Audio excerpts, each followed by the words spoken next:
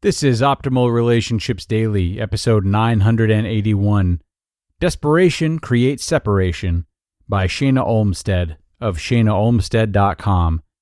Hello, everybody. I am your host and narrator, Greg Audino. Glad to have you with me as we kick off a new week here on the show. I'm here with you every day to read articles about relationships in around 10 minutes. And today, one of our regular contributors, Shana Olmstead, will provide us with some insight about how our desperation and clinging to certain outcomes can only isolate us from them. As she goes on to say, this is applicable in relationships, but many other areas of life too. I don't want to do the talking for her, though. Let's hear this in her own words now and start optimizing your life. Desperation Creates Separation, by Shana Olmstead of shanaolmstead.com. Desperation creates separation. Whenever we really need something specific to happen, it actually makes it less likely to happen. When we feel like we can't live without something or our life will be terrible without it, it creates a sense of fear that only attracts more fear rather than attracting what we want. For example, if we really want a new job and feel like we need it, this lowers our frequency and makes it less likely that we will get the new job. We get too focused on what our ego thinks are important factors in looking for jobs, rather than taking intuitively aligned action on looking for a new job. We bring the fear into the resume writing, the job searching, the phone interview, the in-person interview, and the waiting for the callback. This creates a vibrational frequency that repels what we want. Our brain is so busy worrying about the potential future outcome that we aren't even able to know what job would be in our highest good. When we are in fear, our possibilities are limited. We don't remember that we are magnificent, limitless beings who are here to follow our joy in truth, not necessarily putting pay or benefits at the top of our job search list.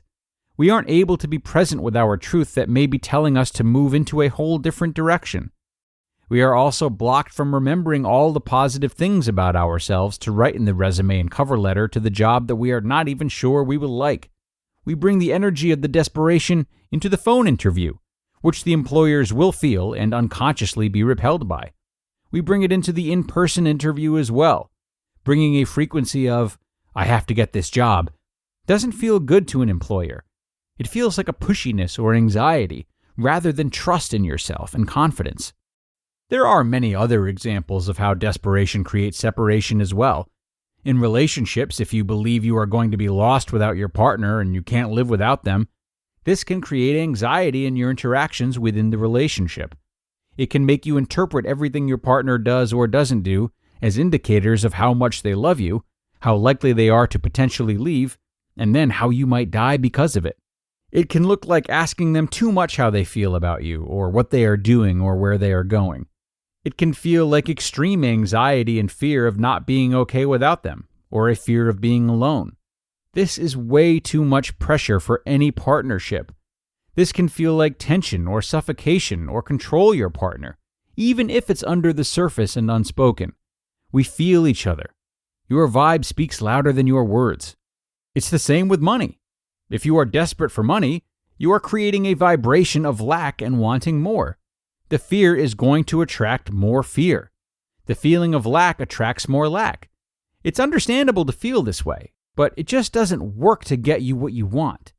In order to get out of this mindset of fear and lack and desperation, it's important to remember that you already have and are enough. You are already abundant.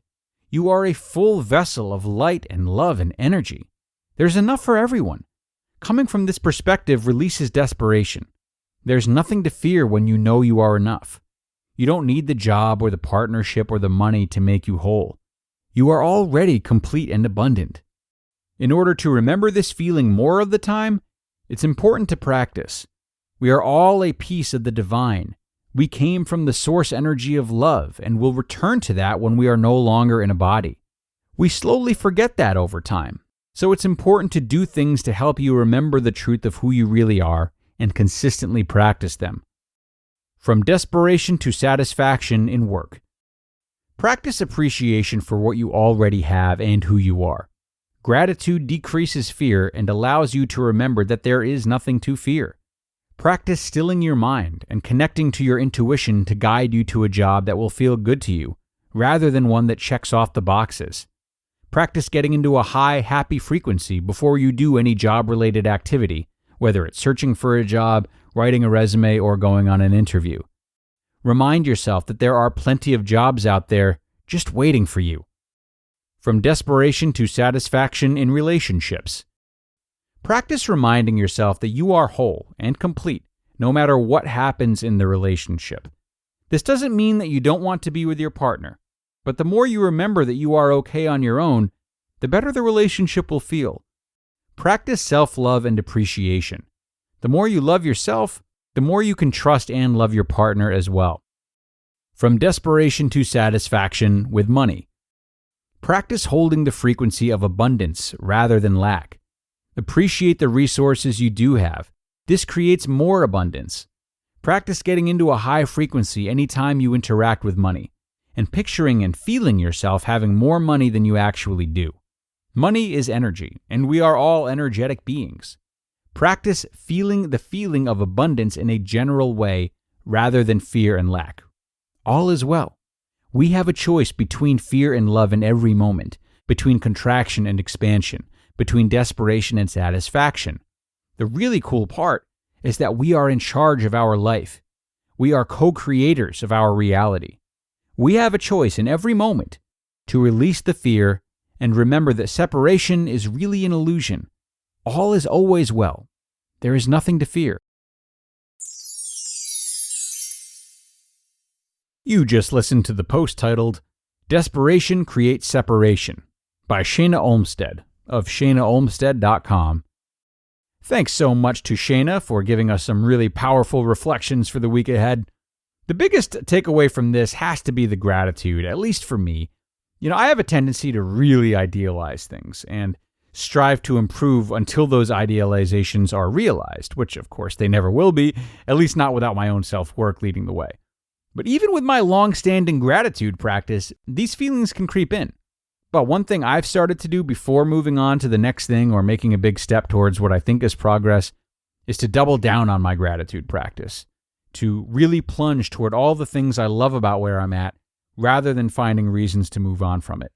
It can be confusing and it can lead to indecision, but it's also one of my best defenses against not looking back with regret after big choices. Hard to do, but the work continues, friends. Just thought I would give you that little recommendation, that little snippet from my life. So, now that I've perhaps overshared a bit, I think it's time to wrap this one up, everyone.